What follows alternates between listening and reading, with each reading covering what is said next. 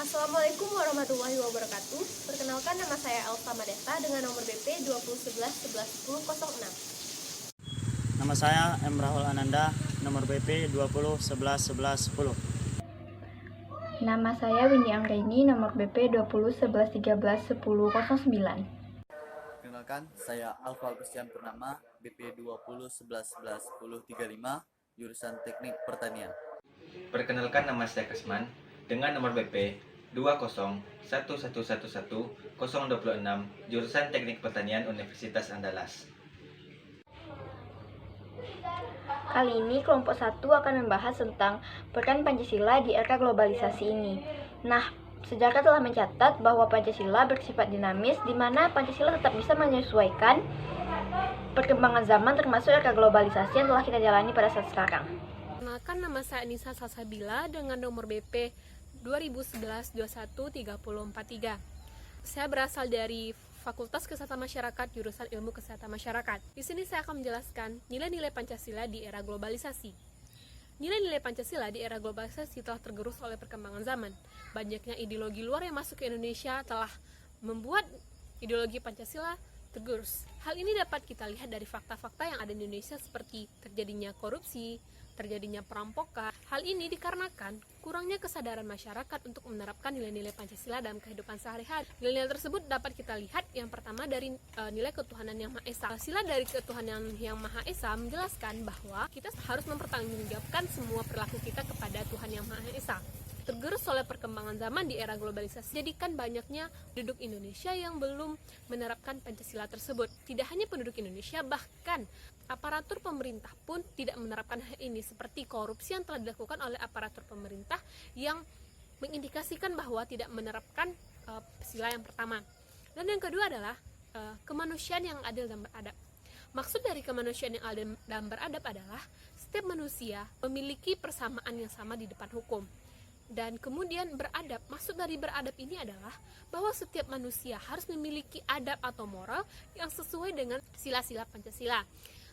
Di Indonesia tidak terterapkan secara maksimal, seperti hukum-hukum yang tajam ke bawah tapi tumpul ke atas, seperti kejadian-kejadian nenek-nenek tua yang hanya mengambil singkong tetapi di penjara.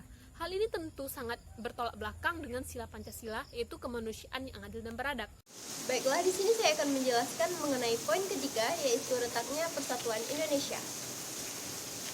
Indonesia adalah negara kepulauan dengan jajaran pulaunya yang berjumlah lebih dari 17.650 pulau. Kita sebagai generasi penerus haruslah bisa menjaga harta warisan dari generasi sebelumnya dengan sebaik mungkin. Selain itu, hal ini sudah tentu menjadi tugas wajib dari pemerintah untuk memperhatikan kesejahteraan rakyatnya dimanapun mereka tinggal. Namun, sudahkah hal ini dilakukan oleh pemerintah? Kita bisa melihat contohnya di Pulau Papua. Papua adalah pulau yang memiliki berbagai kekayaan alam yang melimpah. Akan tetapi, pemerintah seakan-akan menutup mata terhadap hal yang dialami oleh masyarakat lokal Papua. Pemerintah justru memanfaatkan situasi sulit yang dialami oleh Papua untuk menjual berbagai macam aset milik Papua seperti PT Emas kepada PT Freeport. Hal ini bisa menjadi salah satu alasan dari retaknya persatuan Indonesia karena masyarakat Indonesia merasa dianaktirikan dari pemerintah.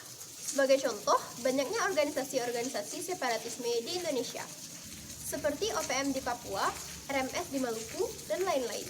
Hal ini menandakan rasa kekecewaan yang dirasakan oleh masyarakat yang merasa dilupakan oleh pemerintah, sehingga inilah menjadi salah satu bukti dari retaknya persatuan Indonesia. 4. Tidak adanya kerakyatan yang dipimpin oleh hikmat kebijaksanaan dalam permusyawaratan dan perwakilan.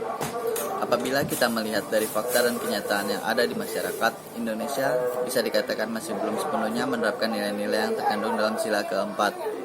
Hal ini bisa dilihat dari hasil sidang rapat atau berbagai pertemuan para elit politik di mana kebanyakan tidak menghasilkan sesuatu yang secara konkret memihak rakyat. Sebagai contoh, saat isu kenaikan harga bahan bakar dan undang-undang cipta kerja.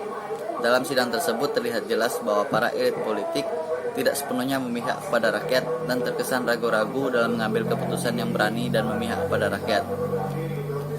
Para wakil rakyat sekarang cenderung mengutamakan kepentingan pribadinya dibandingkan dengan kepentingan rakyat. Hal ini bisa dikatakan dengan suatu tindakan yang mencederai hati rakyat dan menodai nilai-nilai Pancasila.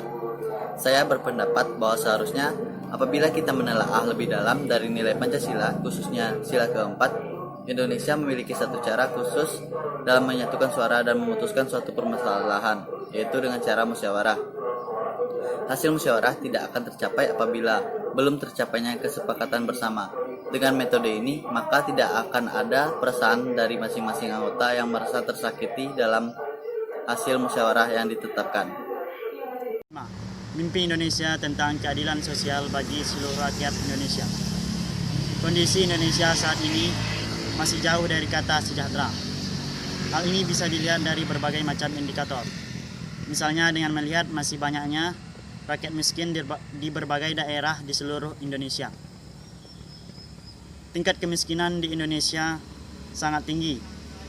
Data terakhir yang dikeluarkan pemerintah pada tahun 2011 menunjukkan angka sebesar 17,7 juta orang masih hidup di bawah garis kemiskinan. Selain itu, dari bidang kesehatan pun, masyarakat miskin di Indonesia seperti melihat jarak atau gap yang jauh antara mereka dengan masyarakat yang mampu. Selain itu, dari sisi pendidikan, mayoritas masyarakat yang mengenyam pendidikan dengan fasilitas baik infrastruktur dan intrastruktur yang layak adalah mereka yang mampu dalam segi ekonomi, atau dengan kata lain, hidup di atas garis kemiskinan di Indonesia. Hal ini tentu saja tidak sesuai dengan bunyi dari sila kelima yang berbunyi keadilan sosial bagi seluruh rakyat Indonesia. Jika kita melihat dari sudut pandang antar daerah pun, kita akan dihadapkan pada kenyataan atas ketimpangan dalam hal pembangunan yang terjadi. Daerah kota seperti ialah diistimewakan oleh pemerintah dalam hal pembangunan, sedangkan daerah-daerah yang jauh dari keramaian kota seakan-akan dilupakan dan pemerintah bagai menutup mata. Ketimpangan sosial di tingkat antar daerah banyak terjadi. Hal ini terlihat jelas dari perkembangan ekonomi di daerah tersebut. Selanjutnya, faktor dan penyebab lunturnya nilai-nilai Pancasila. Yang pertama, longgarnya pegangan terhadap agama. Dengan longgarnya pegangan seseorang terhadap nilai-nilai agama, maka hilanglah kekuatannya untuk mengontrol diri. Yang kedua, kurang efektifnya pembinaan moral yang didapatkan di lingkungan keluarga, sekolah, ataupun masyarakat. Yang ketiga, maraknya sikap materialistis, hedonisme, dan sekularitas. Munculnya sikap-sikap tersebut tidak dapat dilepaskan dari derasnya arus budaya asing yang masuk ke bangsa Indonesia. Dan yang terakhir, kurangnya kesungguhan dari pemerintah selaku pemegang kekuasaan, uang, teknologi, sumber daya manusia, dan sebagainya dalam membina moral bangsa. Selanjutnya adalah antisipasi. Yang pertama, menanamkan dan mengamalkan nilai-nilai Pancasila dengan sebaik-baiknya. Yang kedua, menanamkan dan mengamalkan ajaran agama dengan sebaik-baiknya. Yang ketiga, mewujudkan supremasi hukum serta menegakkan hukum dengan sebenar-benarnya. Yang terakhir, selektif dalam pengaruh globalisasi, baik di bidang politik, sosial, ekonomi, budaya, dalam berbangsa dan bernegara. Dengan adanya antisipasi tersebut, kita diharapkan dapat menangkis pengaruh globalisasi yang bersifat merusak dan melunturkan nilai-nilai Pancasila dalam kehidupan berbangsa dan bernegara, sehingga kita tidak akan kehilangan dari kepribadian bangsa.